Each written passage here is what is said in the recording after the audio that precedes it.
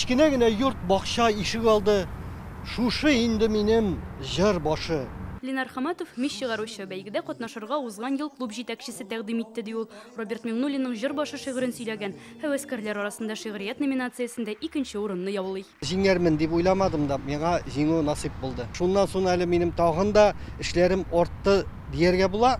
Инде сине интернеттан күрдек, телевизордан күреп, беләбез песни икәнне дип әйтүчеләр күп хәзер. Бәйге татар телен, әдәби мирасыбызны танытуга юнәлтелгән. Нәфис сүз юнәлешендә талантлы башкаручыларны барлыйлар.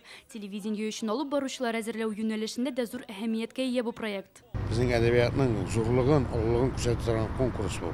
Гаҗәеп, менә сәнгать иде укучылар бар, паузалар, басымнарны дөрес ясап, хәтта безнең профессионал актерлар да ул кадәр сөйли алмый. Узган ел конкурста төрле төбәкләрдән 3500 милләттәшебез катнашкан. Быел Чуваш, Мари, Мордва, Удмурт халыклары вәкилләре дә үз сәләтләрен күрсәтә алачак.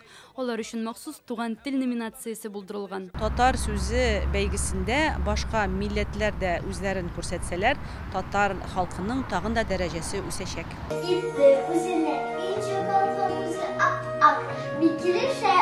Конкурста катнашырга теләүчеләр арасында яшь чикләве юк. Иҗади гаиләләр һәм үзләре шигырь язучыларны да көтәләр. Песием минем жан кисәгем, мулла кебек тәүфыйк иясе. Өстендә милли кием, башында калфак. Балтач районыннан Сәфинә Гарифуллинаның татар икәнлеге әллә каян күренеп тора. Туган тел бер генә була.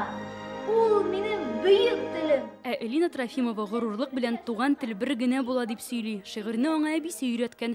Тел горыф-гадәтләр әнә шулай буыннан буынга күчә. Кемдер мәсәлән костюм тегә, кемдер махсус профессиональ аппаратура яллап яздыра шигырьне. Менә шул сөендерә бит инде, әйме? Димәк, конкурсның дәрәҗәсе артканнан арта бара. Хыял, нинди ләззәтле, син ташламыйсың мине һич кайчан. Бу тарлыкта ялгыз нишләр идем? Ярый әле син барышмасам.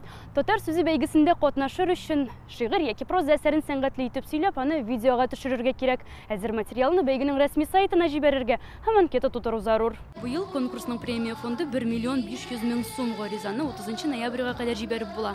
Ляна Бахтиева, Наил Абдуллин, Яңа гасыр каналы.